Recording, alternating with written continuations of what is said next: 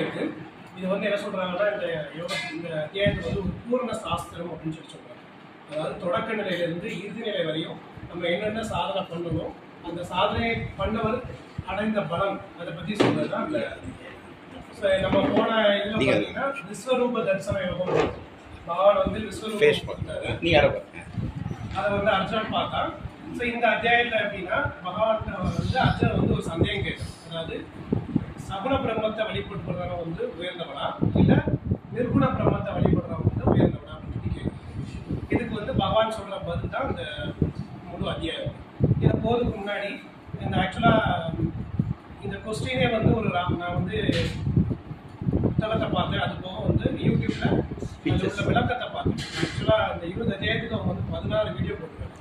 ஒவ்வொரு வீடியோ 50 நிமிஷத்துக்கு மேலே அவ்வளோ கான்செப்ட் வந்து எக்ஸ்பிளைன் பண்ணுறாங்க.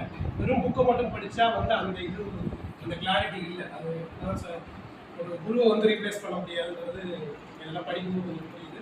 புத்தக ஞானங்கிறது நமக்கு ஒரு லிமிட்டடாக தான் இருக்கும். அதை தாண்டி நிறைய அந்த பேக்ரவுண்ட் எக்ஸ்பிளனேஷன்லாம் வந்து ஒரு குரு மூலமாக தான் கிடைக்கும். ஸோ அதில் அவர் என்ன சொல்கிறாருன்னா, அந்த பிரசங்கத்தை என்ன சொல்கிறாருன்னா, கொஸ்டினே ராங் மாதிரி. அப்போ வந்து பகவானை வந்து அந்த கொஸ்டினை கரெக்ட் பண்ணி ஆன்சர் இருக்கும். எப்படின்னா, இப்போ நம்ம இருக்கிறோம் அப்படின்னா, டெரஸ்க்கு போகணும் அப்படின்னா, அவன் கேட்குற கேள்வி எப்படி இருக்குன்னா, கிரவுண்ட் ஃப்ளோரில் இருக்கிறவன் உயர்ந்தவனா, ஃபர்ஸ்ட் ஃப்ளோரில் இருக்கிறவன் உயர்ந்தவனா. ஸோ இதை வந்து நம்ம சொல்ல முடியாது. ஏன்னா ஒரே டைரக்ஷனில் போகுது. கிரவுண்ட் ஃப்ளோர்ல இருந்து வந்தால் தான் அதனால ஃபர்ஸ்ட் ஃப்ளோர் போக முடியும், ஃபர்ஸ்ட் ஃப்ளோர் இருந்தால் தான் டெரஸ்க்கு போகும். ஸோ அதனால பகவான் என்ன சொல்றாருன்னா, இதை கரெக்ட் பண்ணி சொல்றாரு. என்ன சொல்றாருன்னா, அதாவது சகுண பிரம்மத்தை வழிபடுறவன் வந்து மேம்பட்டவன், ஆனா நிர்குண பிரம்மத்தை வழிபடுறவன் வந்து எங்கே அடைவான். அதாவது அவன் 2ஆம் இடம் இருக்கிற மேல இருக்கிற டக்குனு ரீச் ஆயிடுவான். இது போதுக்கு முன்னாடி வந்து நம்ம வந்து இந்த கொஞ்சம் விளக்கங்களை பார்க்கலாம். சகுண பிரம்மம் பக்தன், அப்புறம் நிர்குண பிரம்ம பக்தன் என்னது. சகுண பிரம்ம பக்தன்னா மாயையோட கூடிய இறைவனை வழிபடுறது வந்து சகுண பிரம்மம், அதாவது சகுண வழிபாடு பண்றாங்க.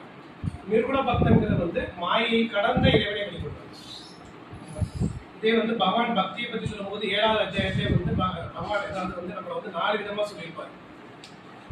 யாரெல்லாம் வந்து பக்தன் சொல்லியிருப்பார். அதாவது முதல்ல நம்ம எதுக்கு வழிபடுறோம் அப்படின்னா, ஃபர்ஸ்ட் துன்பம் ஏதாவது இருந்துச்சுன்னா அதை போக்குறது காட்டி போயிடுவோம். ஏதோ ஒரு பிரச்சனை இருக்கு சரியாகணும் அப்படின்னு சொல்லி. அடுத்தால அந்த பிரச்சனை சரியாக என்ன செய்வோம், எனக்கு கொஞ்சம் வசதி வாய்ப்பு இருக்குது. ஸோ இது 2வது கேட்டகரி. 3வது வந்து இறைவனே லட்சியம்.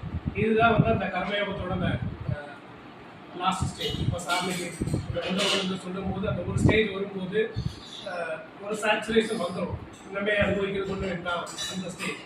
லாஸ்ட் வந்து ஞானி. இது வந்து 7வது அத்தியாயத்தையே வந்து பக்தியை பேஸ் பண்ணி இந்த 4 கிளாசிஃபிகேஷன் வந்து பகவான் வந்து சொல்லியிருக்காரு. ஸோ இப்போ சகுண பக்தன் பார்த்தோம். சகுண பக்தன் வந்து மாயை